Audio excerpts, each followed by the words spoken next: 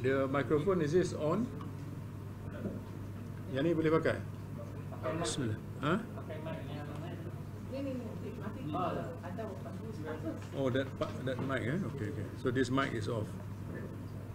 Bismillahirrahmanirrahim. Wassalatu wassalamu ala asyrafil anbiya'i wal mursalin sayyidina Muhammadin wa ala alihi wa sahbihi ajma'in. Tuan Haji Jamal, Muhammad Jamal Syamsuddin, CEO of AXIN and co-chairman of this My Solidarity, My Multifaith Fund, Mr. Pek Jihan from the Malaysia Buddhist Consultative Council, His Excellency Emir Saleh Yüksel, Ambassador of Turkey, respected leaders of NGOs and multi-faith organizations, ladies and gentlemen. So as we know, it has been already 2 weeks since the devastating earthquake that hit the south of Turkiye and the north of Syria. And until today, with more than 40,000 deaths and many more injured, and with so many buildings collapsed, rescue operations are still ongoing.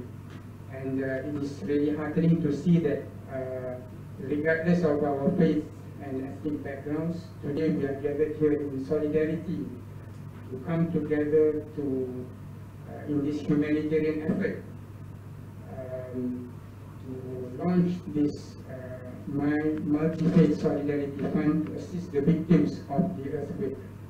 So, in view of the time, without much ado, I would like to invite Tuan Haji Jamal Syamsuddin to give his opening address. Thank you, Haji Adam, MC for today. Assalamualaikum warahmatullahi wabarakatuh. Salam sejahtera to all my dear brothers and sisters, pemimpin-pemimpin pertubuhan agama dan NGO agama. Kita mengucapkan selamat datang kepada pimpinan-pimpinan seperti Datuk Dhamma Ratna, iaitu penasihat kepada Malaysian Buddhist Consultative Council, begitu juga dengan Archbishop Julian Liao, the Archdiocese of Kuala Lumpur. We also have Saudara Muhammad Faizal, Presiden ABIM. Kita ada Profesor Dr. Suresh daripada Friendship Group Interfaith S2 apa dia? Services, Interreligious Services. We also have Mr. Chu Eng Di, the President of the Wajrayana Buddhist Council of Malaysia. We have my old friend, Brother Sugumaran, from the Satyasai International. Thank you, brother. We also have a representative from the Buddhist Sentul Vihara, and on my left is, of course, I cannot forget my co-chairman, Mr. Pek Cheng Hee, Pek Jihan. We have the second secretary, Brother Osman, from the Turkish Embassy. Of course, Brother Fahmi, the CEO of Global Peace Malaysia. And then we of course have Reverend Jonathan Desudas, the Secretary General of the Council of Churches Malaysia. Mr. Yao is from the Young Buddhist Association of Malaysia. And most respected members of the press, today I think kita berjumpa pada hari ini, pimpinan-pimpinan pertubuhan agama dan NGO agama. Kami terasa terpanggil untuk menunjukkan solidariti dengan negara Turki dan juga Syria yang ditimpa gempa bumi yang terdahsyat dalam 50 tahun. Kami pada hari ini akan mengumumkan kempen Malaysia Multifaith Solidarity Fund for Turkey dan Syria. Dan ini adalah semangat prihatin dan kasih sayang tanpa mengira bangsa dan anutan agama. Tuan-tuan dan puan-puan, saya rasa semangat yang ditunjukkan oleh pimpinan-pimpinan agama dan NGO-NGO agama ini merupakan sifat prihatin kita, kasih sayang sesama insan tanpa mengira kaum dan anutan agama. Dan itulah semangat jati diri rakyat Malaysia yang sedia ada sesuai dengan acuan Malaysia Madani. Pada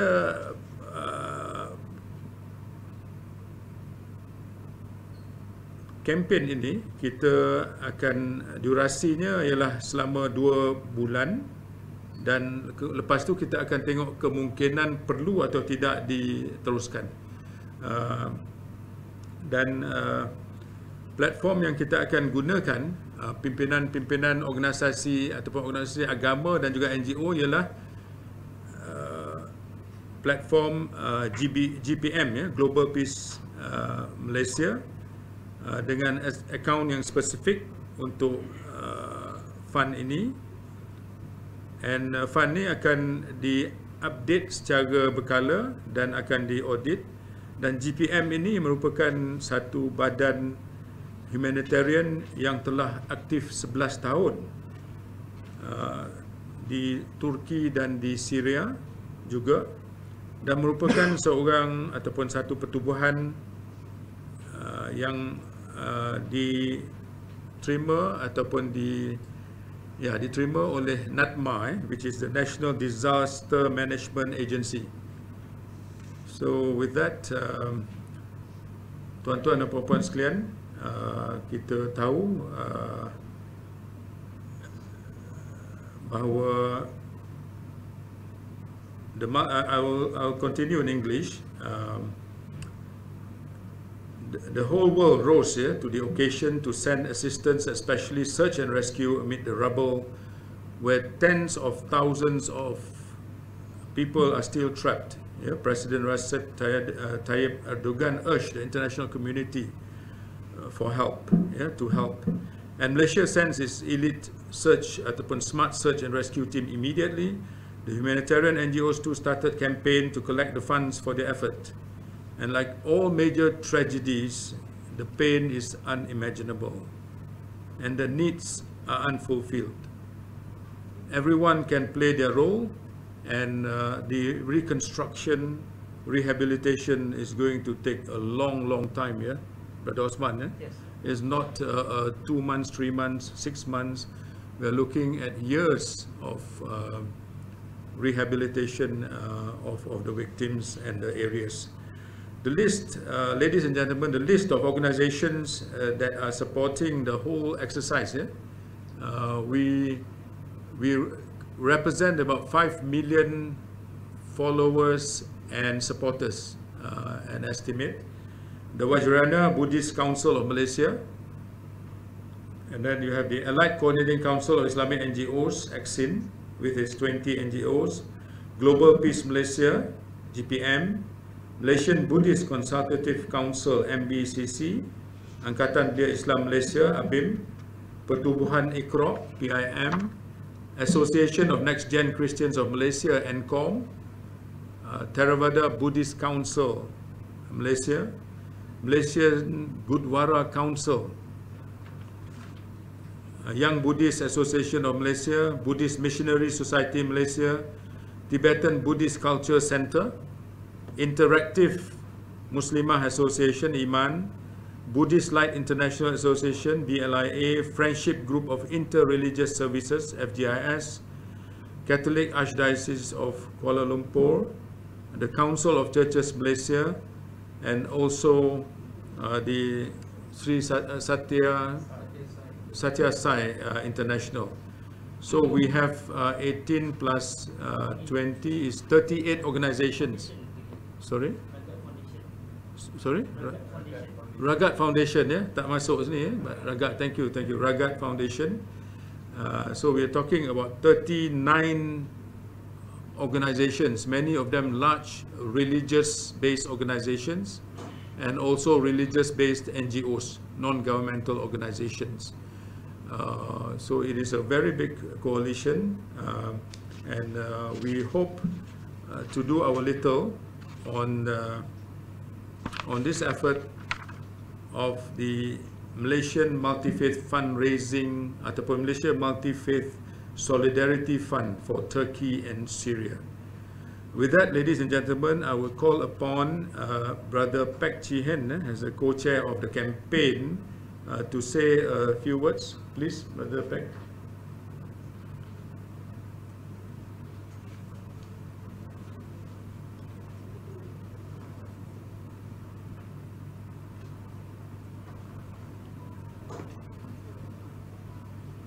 Thank you.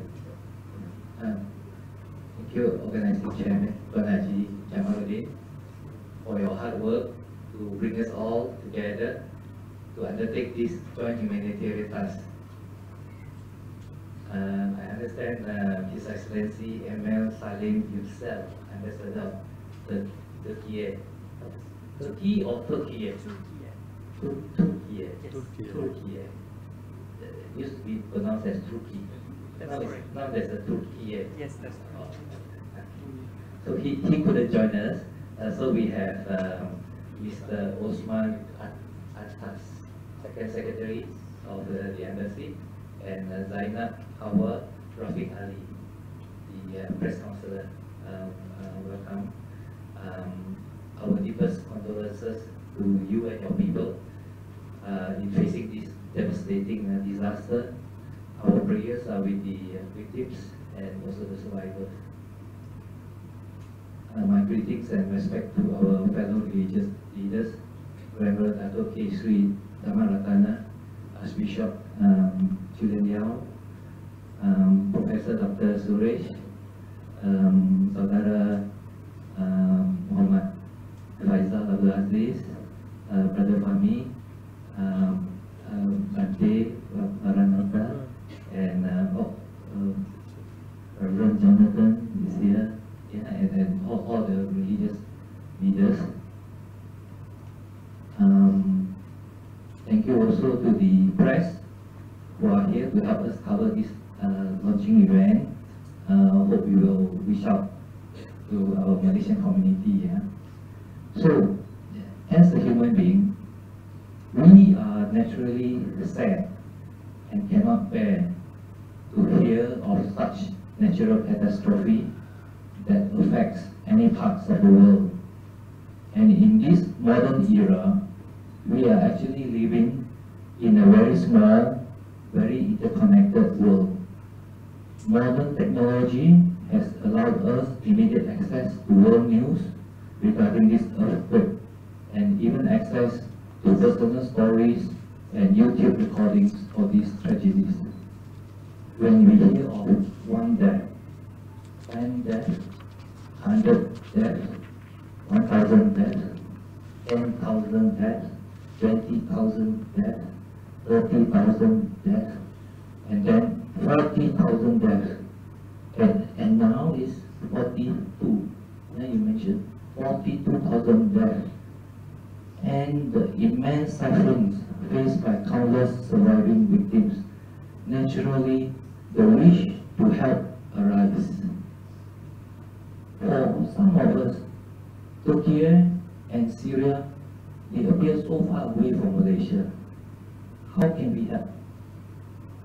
Hence, as a Malaysian, I am indeed touched to hear of the spontaneous and compassionate actions of various groups, including GPM and ABIM, to embark on this humanitarian assistance to Turkey and Syria spontaneously and immediately when the earthquake happened.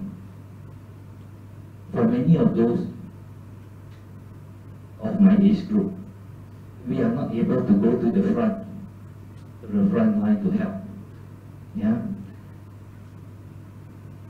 However, we can still do whatever we can to support from the rear. It was with this thought in mind that the member organizations of the Malaysian Buddhist Consultative Council called for a meeting 10 days ago and resolved to offer this assistance to Turkiye and Syria via GPM and ABIM. We communicated with ABIM and AXIN the following day, and with the leadership of Haji Jamaluddin in our interfaith WhatsApp group. The organization of this campaign of My Multifaith Solidarity for Turkiye and Syria materialized in today's launching event.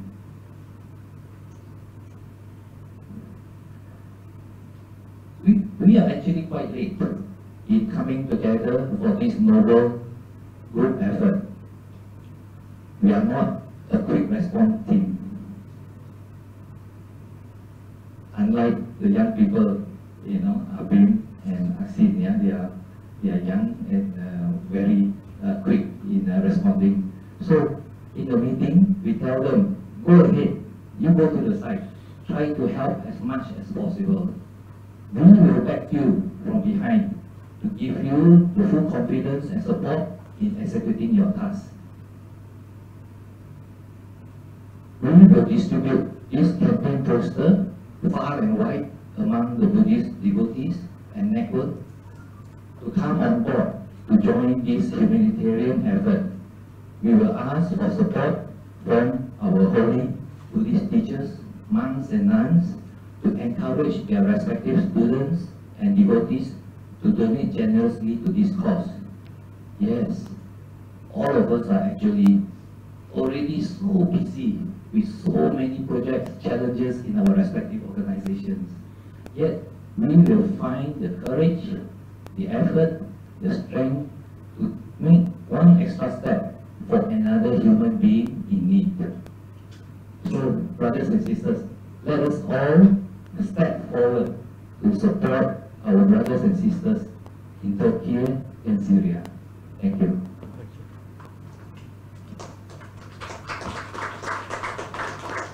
Thank you, Mr. Peck. I call upon Dato' Damaratna for a few words. Dato'.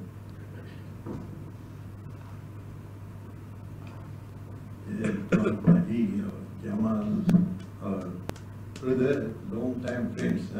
We have been doing many religious and welfare activities many years. I think most of you all know our brother Dr. Amir. So we must thank him, brought him by our Dr. Amir to work together with all the other religious brothers and sisters. And of course, the young group with Abim always with us many, I think 20, 30 years, maybe more than that. How many presidents change for time. So anyway, very good morning to all the religious leaders and other organization leaders. As we know, why we are here this morning, because we are, as a human being, we wanted to care and support for our fellow brothers and sisters who is having most terrible pain in Turkey and Syria.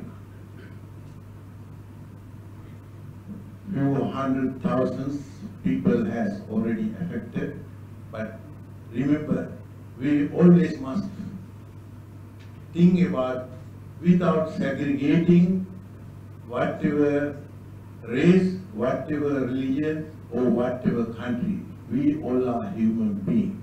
So under humanitarian ground, so we must try our best to help those people who are affected during this earthquake.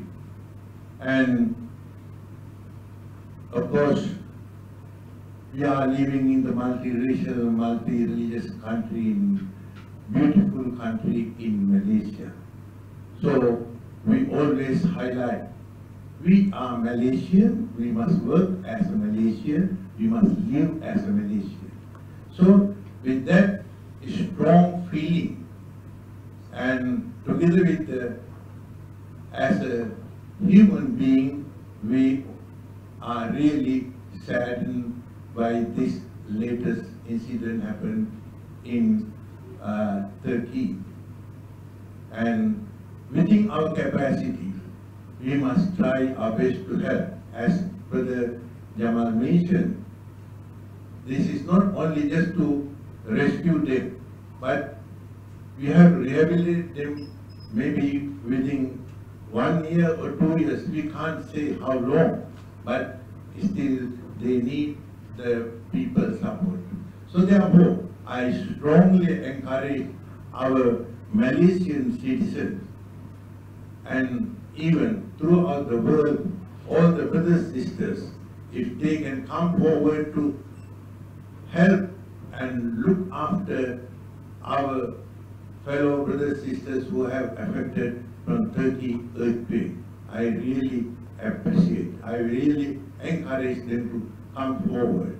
Then only we can show our compassion in action. So therefore, under the leadership of Brother Jamal and all the other religious brothers and sisters and all the other NGOs, this morning we are here to make as a unity project to help support our brothers who have already affected in Turkey recent earthquake. With this, once again, thank you very much for being with us this morning, and I hope everybody come forward to work as a one team, one family members to help the really needy people in Turkey. Thank you.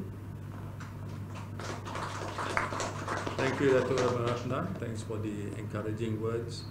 And now we pass the microphone to Archbishop Julian Liao for his kind words. Thank you, Tuan Haji. Firstly, our deepest condolences to representatives of Turkey and also Syria.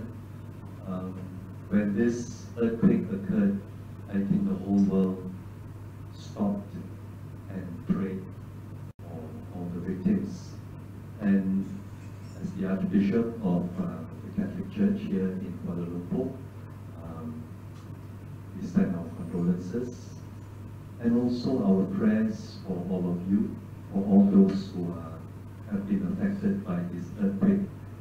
And the fact that all religious NGOs and leaders gathered here this morning, we have come to show our solidarity, to show our support that we are one with Turkey and Syria, and also all parts of the world that are going through suffering. And this initiative, I think, is not the first. We started off with the COVID Solidarity Fund that I think many of the NGOs and religious leaders are also here, and we are continuing in this effort. So I also would like to encourage to pray also for the rescue mission that is happening now in that devastated area, where aftershocks, I think if I remember correctly, there are about 40-50 aftershocks since the main earthquake, and it's still not stable and it's still very dangerous even for the rescue workers. So we remember all those who are there. I believe our global peace mission are also there on the ground, and many other groups are also there helping out in this effort. So we pray, we continue to pray, and may this effort by this interfaith group continue to bear fruit, not just financially that we are launching this fund, but through our prayers and through our intercession from all the different faiths here. So once again, thank you for allowing us to participate, and may this snowball into more cooperation among all Malaysians. Thank you. Thank you. Archbishop Julian Liao. I'll pass over the mic now to Brother Muhammad Faisal for his words. Silakan. Bismillahirrahmanirrahim. Assalamualaikum warahmatullahi wabarakatuh. Salam. Thank you, Haji Ahmad. I would like to draw your attention to the Irish Great Famine in 1840s, which we can see the generosity of the Turkish people led by Sultan Abdul Majid.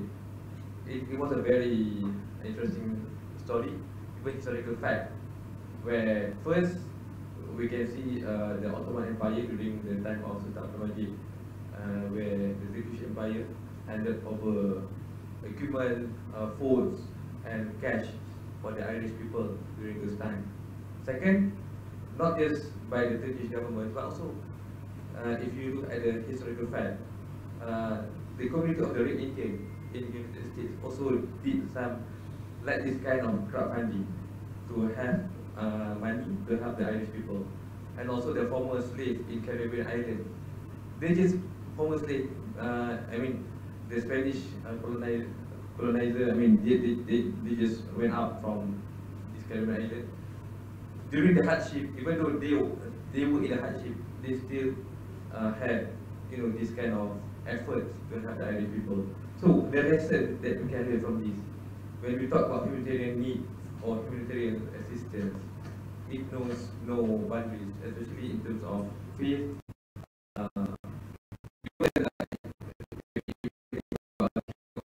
If you are people rich or poor people, still we have this kind of conscience to help the people. So at the end of the day, when we talk about the need of people need to survive, we are all human beings. We share what we can do, what we can share in order to survive in this world. Thank you very much. Thank you, Brother Faisal, for your inspiring words. Remember, the period was in the 1840s, 1840s, 1850s. And finally, Professor Dr. Suresh, words of wisdom from you and advice. Thank you, respected leaders, brothers and sisters. It's really a sad moment for all of us. We convey our sincere condolences. FGIS is a group of people comprised of 5 religious groups. Agama Islam is already here. Buddhist Vihara, Council of Churches, Gurudwara Council, as well as the English Sangam. The secretary for that group is the Satisai International Organization. The president is here, Brother Sugimara. Former leader was Brother Bidifon. Brother Jamal, firstly, we want to congratulate you and JP. I really feel, sincerely, that from a science perspective, the world is changing. There's going to be a lot more climatic changes are going to be huge, and the effects of this is going to be tremendous. So today is Turkey, tomorrow could be somewhere else. So I think this should be a standard operating procedure. Any part, anywhere in this world, if there is a disaster, this should be a group of people who comes together.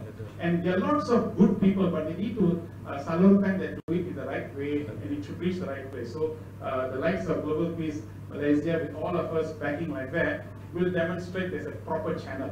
I think this SOP should be maintained for every disaster in the world. This is a good signal also to show to the rest of the world that religious people must come together. Whatever faith you have, if you should come together like this to demonstrate to the people that we are united. And this is a fantastic reflection of the kind of spirit that every religion calls us for. Yeah. So I think it's a beautiful opportunity for us to be together. We firstly congratulate you for taking this initiative to do and bring us all together like this. And we will do our very best. Thank you, sir. Thank you. Concise and very deep in meaning. And I think with that, maybe Reverend Jonathan, want to hear 1 or 2 minutes from you, please? Go ahead. Come. A quick, fast. Some words of wisdom. Thank you for this opportunity. I'd like to once again congratulate you for organizing this very good event. that this is an act as we come together to show that we really concerned, and not only concerned, but we want to help all means that we could do. As churches, we are organizing our own what we call fundraising different means to reach out to the people who are really desperately in need. And this is the God-given opportunity for us to show our love and concern. I believe that coming days, as Professor mentioned, many more activities like this will happen. And this is the opportunity to show to the world that we are united as human who cares for others. Thank you. Okay.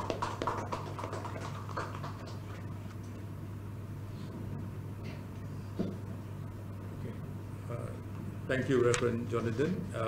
We now move on to the presentation by Brother Fahmi Shamsuddin, the CEO of Global Peace Malaysia, and also a report, I think, by Brother Muhammad Salman, who was in Turkey and came back last night. So with that, Brother Fahmi, please. Thank you.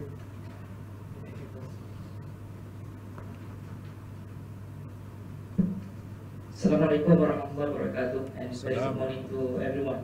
Mr. Jalan and respected leaders from various religions and groups. Alhamdulillah, first I would like to thank to the host, Dr. Azu, and the rest for giving us the opportunity to gather here. And of course, I just want to explain a bit on our initiative from Global Peace Mission. Of course, we would like to thank to Asin and the rest of faith leader, because previously during COVID-19 we have done a tremendous job assisting Malaysia during COVID-19, and we need to further up our initiative up to the international mission or emergency. Of course, Turkiye and Syria very close to us since we have been working there for the past 10 or 11 years, and the place that took place is almost close to our heart, since this is basically a place where we actively going inside, whether in Turkey or in Syria.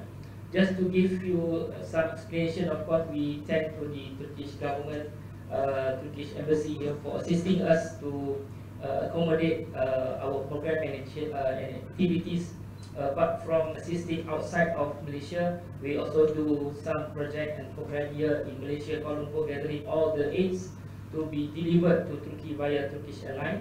And currently our Chief Operating Officer, Brother Shahir Asfar, now en route from Kuala Lumpur to Damsyik to send over through TUDM A400M for assisting almost 40 to 60 tons of assistance from the generous Malaysian public. So I would like also to invite now Brother Salman Yusof, who is our first head of mission, Wiki mission. Just recently, he just came back last night. So I asked him not to sleep, but not to have rest, but rather please come forward here to little bit explain and somehow give us more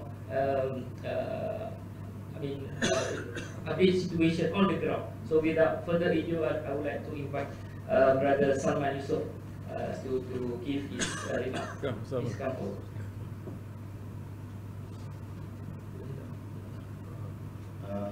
I will be presenting from there, since I have a few documents to share on the ground.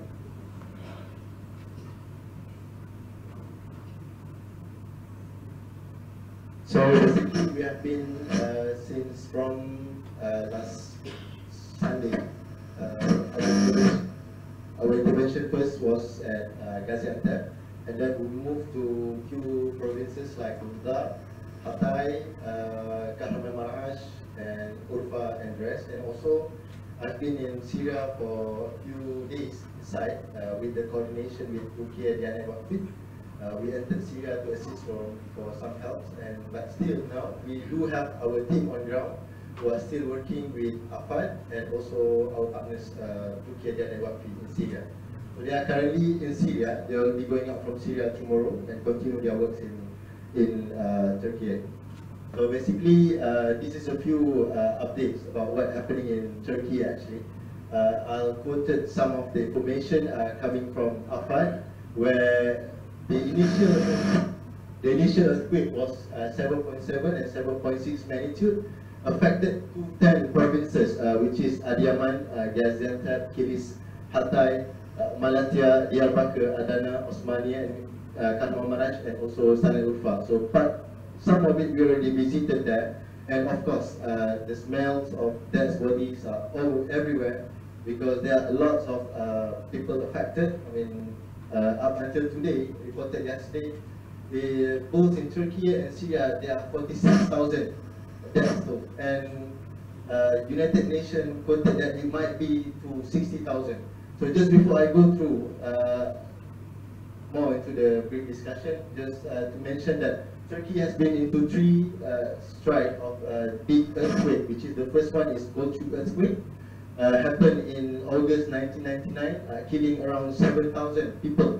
And the second one in 1939, Erzincan earthquake, which struck on 27 December, killed nearly around 32,700 people. And then the last one is in North Anatolia in 1660. It caused around 7.8 to 8.0 Richter scale. So I move forward. Basically, this earthquake happened during everyone was sleeping, 4:10 a.m. just before they can go out for Fajr prayer or starting their works. Because Fajr prayer was there is around 6:20, if I'm mistaken, and most of them are sleeping. And when I asked them, some of the people who are affected, they say that it's almost like at the end of the day. They didn't know anything. Suddenly, some of them wake up under the rubbles, under the buildings, and some of them just waiting for their families to bring up from the buildings that have been disrupted. And it happened at the peak of winter, leaving hundreds of thousands of people. Next, some of essential services affected, which is schools, hospitals, other medicals, maternity and educational facilities, where we got this information from our partners like AFAD, TDB, and also our health cluster.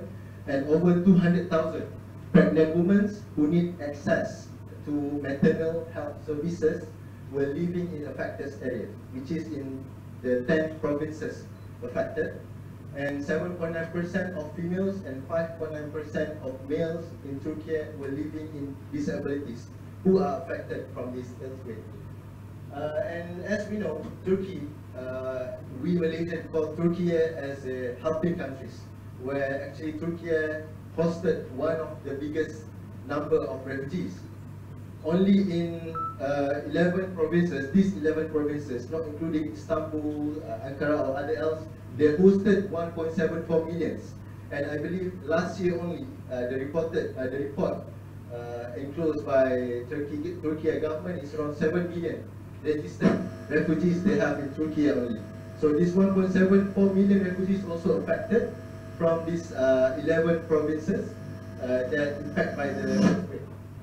And as 7 February, Turkey President Recep Tayyip Erdogan already mentioned that they will be under the state of emergency for 3 months, especially on the 10 affected provinces until then. So we do have our Malaysian team also helping with the smart. I mean, we do have our smart team over there. I think we have around 140 personnel, where they do help in Nurda mainly. And we have field hospital in Adiyaman, and we also visited the field hospital in Marash, where they coordinated with AFAD. And that's a bit about Turkey overview. So we move to Syria, and of course in Syria it's much more worse. I mean, Turkey is the worst among the worst where it's happened, but in Syria they don't have foreign help. I mean, foreign help are starting to enter. I believe just last 2 days, UN started to enter from the 3 borders, Babul Salama, Babul Rai, and also Babul Hawa. They have Onjupina, and the other 2 I forgot the names in Turkey. So unaccompanied children has been reported after the mass.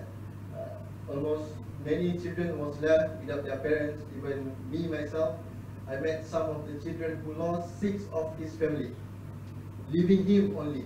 And now he's living with his aunt inside the tents that we built for them in Jindiris. Jindiris inside the province of Afrin, one of the affected.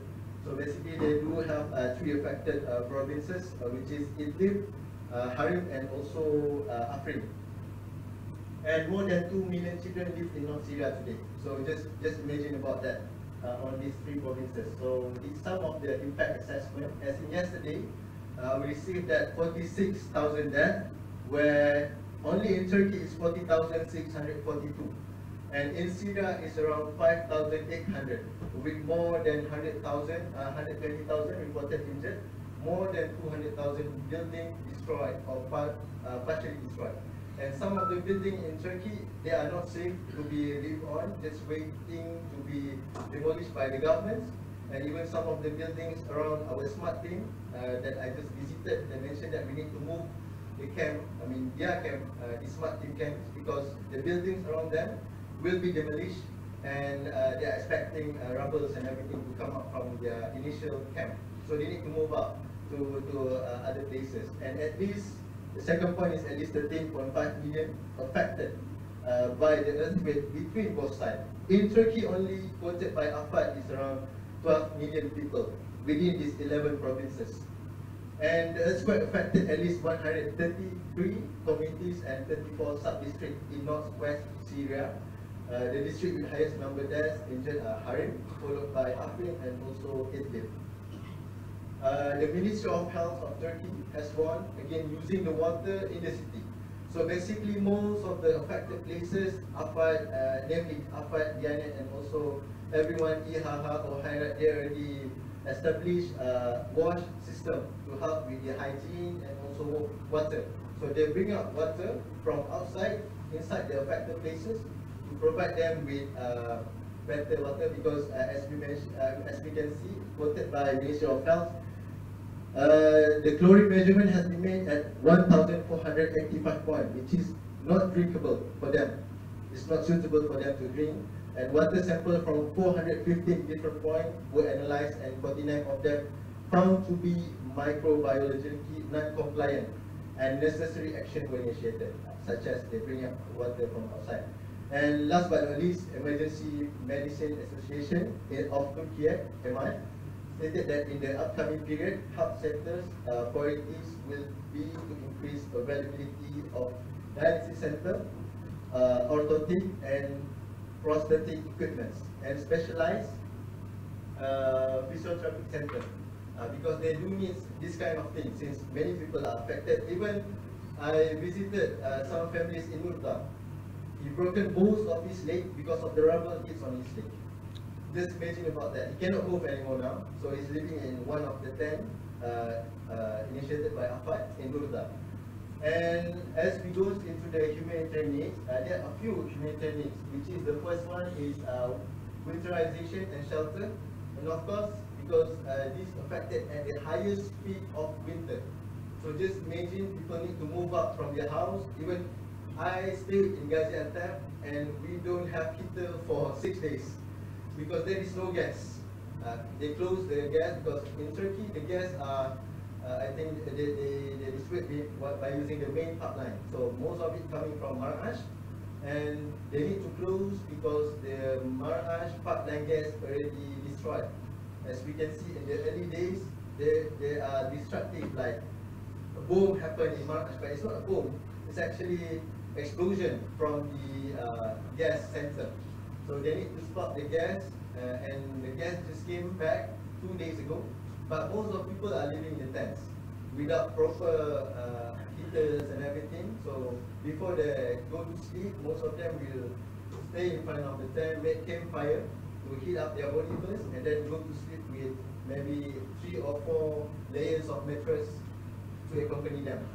And then the second one is of course internal replacement updates. So there are increased internal replacement updates, especially in Hatay, in Marash, in also Jalan in Turkey, and in Syria is much more displacement because they already live in some of tents or maybe destructed buildings, and when these things happen, most of them need to move out.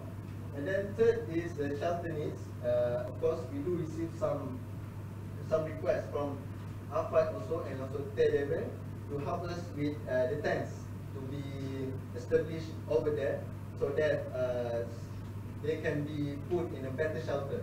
Because as for now, the tents that they are being living is not equipped for winter. It's like a canvas accompanying them without a proper heater. And next is number 4 is hospital and medical center are overstretched and under-resourced.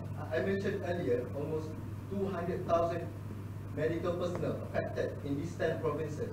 So they are out of capacity, and that's why most of Turkey send up their doctors in these 10 provinces, and of course with the help of some foreign countries that open field of hospitals around these 10 provinces. Next, we do need about wash also. Number 5 is wash, water, sanitation and hygiene. As I mentioned earlier, the water is not drinkable, and GPM also, previous few days we do help with water and also hygiene kits. And number 6 is urgent funding needed to replenish food stocks. I believe this is much more affected in Syria because the foreign assistance is not reaching out Syria, and not everyone can enter Syria as for now, unless they are being allowed by TDB and also AFAD. And alhamdulillah, for us, GPM already established our protocol with Diyanet that allowed us to enter Syria a few years back. And last but not least, closed and damaged schools all around Turkiye, 11 provinces and also in Syria. And next we move to the response and strategy phase that we think can be done within both sides, which is the first one is to ensure the response is as local as possible, as international as necessary. So Turkey has never been in this situation. So when we come over there, we need to make them, to feel them that this assistance as local as it is, to be part of them, to be with their emotion, to feel how they feel in this situation. Second is to put people in the center of response, including through measure to enhance accountability to affected people. So from us, Global Peace Mission Malaysia, alongside with some of our partners and organizations in Malaysia, we work with some partners over there, as I mentioned earlier, AFAD, TDB and everything. We do have this kind of beneficiaries receiver SOPs that we will evaluate whichever need to be helped and everything, because there are lots of assistance coming in, but there are a lot also overwhelmed unnecessary help came. So that's why this coordination is indeed mainly important to be done over there, so that all help that came to Turkey and Syria being coordinated and being done accordingly. And last but not least, utilizing cash assistance wherever and whenever it is feasible and appropriate, complemented by in-kind assistance. Because in some ways, we also send in-kind from Malaysia, but they also need cash assistance. Because in-kind will remain in-kind, but cash assistance will help them to rebuild back their life, their families, their house, and other kind of things. And other side from that, this is some of the things actually that are currently implemented in Turkey, which is the first one is the SAR operation. They are making the search and rescue. The second one is the immediate life-saving responses, where they send assistance to affected people, and last but not least, supporting people to resume their lives.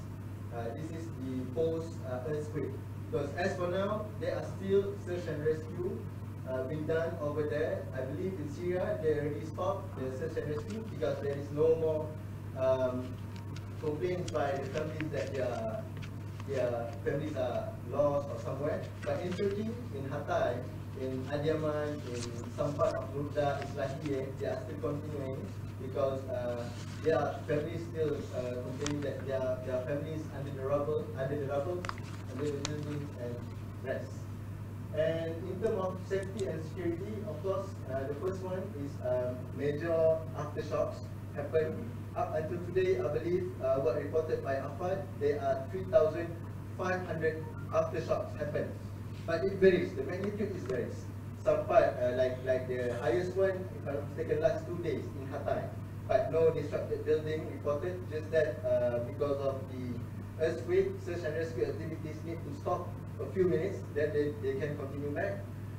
The second one is large scale internal displacement happened within those sites, these 11 provinces and inside Syria. Third one is damaged but not demolished building still pose a major threat. Because when there is aftershock, they are afraid that this building will be collapsed and killing people if they are still living inside.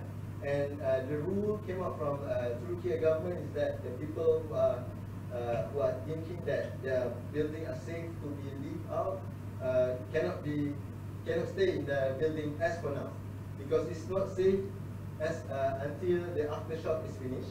And last but not least, in most regions, there have been reported of widespread of looting, but security forces are now observed to have taken the situation under control during the daytime.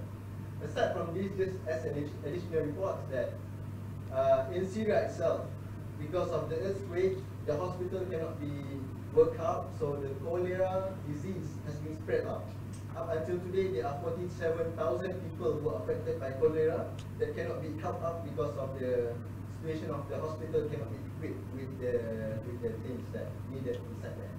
So what we do actually as for now on ground, the first one, we move to food security.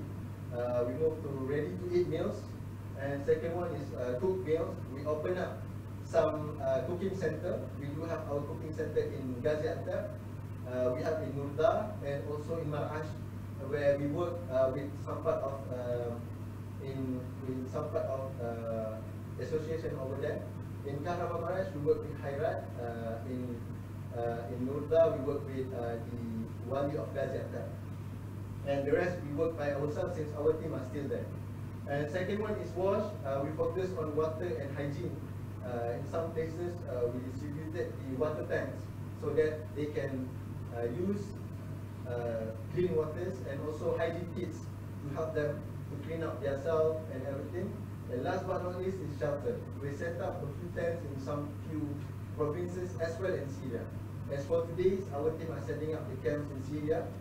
Last 3 days, we established some of it in Turkiye with the coordination with AFAD in some part of Gaziantep province, which is Nurda and also Sladia. So that's a little bit brief about what actually happening in Syria. I believe our Mr. Osman and also Zainab from the embassy knows more about what actually happening there. So this is just a brief update of what GPM are currently doing over there. Thank you. Thank you. Thank you.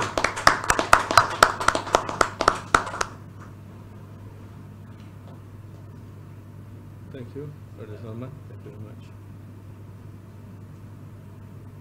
We were in Istanbul with Brother Salman 1.5 years ago. So I met him in Istanbul, and he speaks good Turkish and Arabic.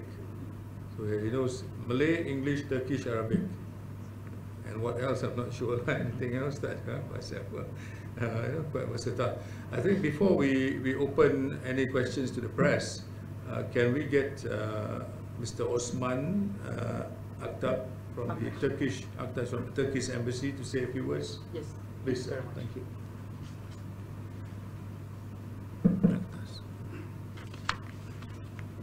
Dear respected leaders and representatives of multi-religious organizations and NGOs, on behalf of the Ambassador of the Republic of Turkey to Malaysia, His Excellency Emir Salim Yüksel, I would like to extend my sincere appreciations for this remarkable initiative that is aimed to contribute to the relief efforts relentlessly going on in Turkey at the moment. Our ambassador apologizes for not being here today as due to his prearranged program. I would like to particularly thank to Mr. Muhammad Jamaluddin Shamsuddin from Exim, Mr. Pek Ji Hen from MBCC, and Mr. Fahmi Shamsuddin from GPM, Julian Liao from ADKL, and Wenda Toksida Mantarana from MBCC, and Muhammad Faisal Abdulaziz from Baharu. This initiative clearly shows that in the face of emergencies and calamities, Malaysians rise to the occasion to provide assistance with all its multi-faith communities in the spirit of helping humanity. I would like to take this opportunity to remind that currently in the region that the most needed items are portable toilets, portable bathrooms, and winter tents, and as well as blankets and beds. And also for financial donations, our embassy official accounts are available as declared for our embassy website as well as social media accounts. Once again, I would like to thank you very much for standing with us during these difficult times. We are stronger together. Thank you. So thank you very much, Mr. Osman, for the kind words. We will open the discussion at open the meeting to any questions by the press. Is there any questions, please? Do we have? Maybe before that, some technical questions can be asked. By whom? Based on the paper. Paper, yeah, please, yeah. So I I think there is a huge amount of people interested to donate, interested to bring money and all that. So that paper is very comprehensive and very good. Yeah. But probably if we can summarize that in a single page, Yeah. what are the essential needs? What are the most critical things? What is expected? Then that will basically can be sent out. Yeah. Then probably that will be a better way of getting funds. Number one. Yeah. Number two. For example, in the for us in the Satisai International Organization, we are present in 114 countries. We are present, but now the problem here is that everybody wants to channel the funds, but we don't have a base there.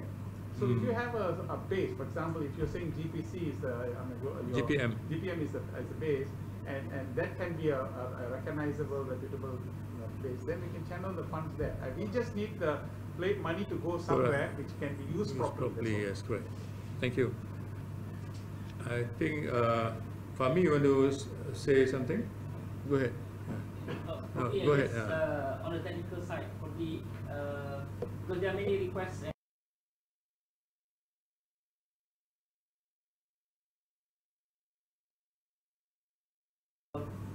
Humanitarian-based NGO working together with us with regard to this emergency relief. But of course, I think now we also received from the Police Line International Association. They wanted to have a very specific project that one can be arranged due to, based on the first recognition report just now. Probably we can arrange for that with the collaboration with our partners. Of course, whatever program initiative that we have on the ground is with the supervision or with the approval from the local council in charge. We can do that. As for this campaign, My Multifaith Solidarity Fund, everyone who like to donate for this specific, because we arrange for a very specific online platform for the crowdfunding, you can go to platform name solidaritygemper.com. Easier to solidaritygemper.com. So that will be our so-called online platform crowdfunding for this initiative campaign specifically, so that we can monitor all the donation coming in through our account, and we can have a meaningful or more sustainable project rather than just a need. I think, sorry. Sure. I think that's the main point, you know why? Because one is during the pre-disaster, during disaster and post-disaster. Post-disaster is the rehabilitation part. If it's all coming from all the Malaysian NGOs, as you said rightly, if it can go to somewhere where it can be literally, there is a hospital, something that will be long-lasting and beneficial. Like what you said. Yeah. I think last time, for information, we have this initiative earlier to respond to the attack in Idlib. So what we done is basically to get a group of NGOs coming together. But in the future, what we managed to do is basically to have our own kampong containing hundreds of houses for the refugees, specifically in Italy. So that will be a meaningful project on the ground. That is basically a housing area, hundred of house, mosque in the center with the Masjid Negara model, to show that this is basically our Malaysia initiative and campaign. Yeah, that's why Dr. Suresh, I think what we have done is we are not experts in humanitarian work, so we have all got together, we have got a consensus that we will work with GPM, and they are also recognized by the government under the NATMA. So any inputs from time to time, I think we will be updating. Yeah, and I think what Professor Suresh is saying is that it's good to have juga 1 or 2 or 3 showcase projects that we will have a link or feeling for. Yeah, I think that we can discuss, inshallah. And what we have targeted is very, I would say, very conservative. We are targeting for $1 million fundraising over the two months. And I know that's a drop in the ocean. It's a drop in the ocean, but the thought, the effort counts. And we don't know if some people want to contribute much more, then more can be done. And we have full confidence in the work of GPM. And this multi-faith group will also have a group of us constantly monitoring what is going on with the projects and the use of the funds. Mr. Peng, we will get about 4 or 5 of us to help and support GPM in this effort. So that's to give that confidence to those who are contributing, inshallah. So okay, any more questions before we go to give the press a chance? Any questions maybe from the press? Brother Samir, you have to ask a question because Thank you very much. yeah. We understand that Turkey is strong enough to handle that situation. The government, NGOs, people have well organized and have experience. The main question is regarding Syria, how to lead the people. Yeah.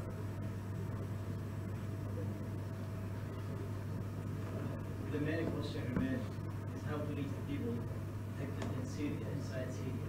There are 2 ways, that one way from Turkey, and the other way is from the Syrian regime, Damascus. And many people think that these schemes or donations will be politicized, goes from Damascus.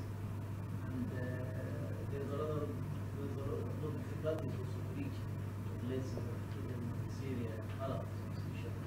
So, is there any mechanism that we have to leave a place without misusing or risk of losing these donations and lose Syria? Okay, thank you. That's a real technical question. I think Brother Fahmi, you want to address that quickly? The risk of losing the funds if going through a certain channel. So, I mean, yeah. of course, there is 2 ways of dealing with this. But through the government of Malaysia, we understand that Malaysia still recognizes Syria, the government of the current Syrian regime, for that matter. But at the same time, through us, as a civil society movement, we have other alternatives. The channel that we are using is basically through our specific NGO name, Malaysia for Syria. This is basically our own initiative, specifically working on Syria for the past 10 years. And alhamdulillah, because this incident basically is a neighboring country, Turkey and Syria, we work closely with Turkish and AWANI, so that whatever channel aids coming in from us is through our partner or those who basically in charge in that particular region. So that's probably will help you. Yeah. So the answer is this fund will go through, not through the government channels in Syria, but through our own channels, and direct to the victims. Okay, any more questions? I think anyone can ask the question. I just see your website. Can you have it in English? That one. Yeah. That one Maybe have it in English. I don't know whether have it in Chinese or not. We can, if you can translate, then we can. We have to work now. Because the people in our network is more Chinese. I think we work towards that. The first is to various other mediums. All right. Thank you. Thanks for the input. So, any more questions before we have lunch? Simple packed lunch. Any questions? Astro AWANI tak ada No questions. Okay. Clearly understood. Most of the topics is here, ataupun the information is in here, and the organisation supporting is here, and whatever information that is required, you can get it from us here later if you need be. Anyone else? One final question? Tak ada, brother? You seem to be getting ready to ask a question. Please. Go ahead. Tak ada, No. Okay.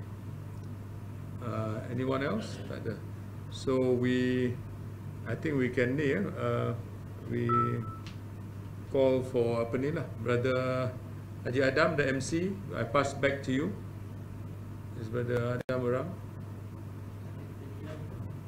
Kita ada dekat sikit lagi, kita suruh pakai, kita ambil gambar. Picture, okay. We will take a picture. All right. With that, thank you. Assalamualaikum warahmatullahi wabarakatuh. Ada video, okay. Boleh. Ada apa? Ada video. Oh, short video, okay.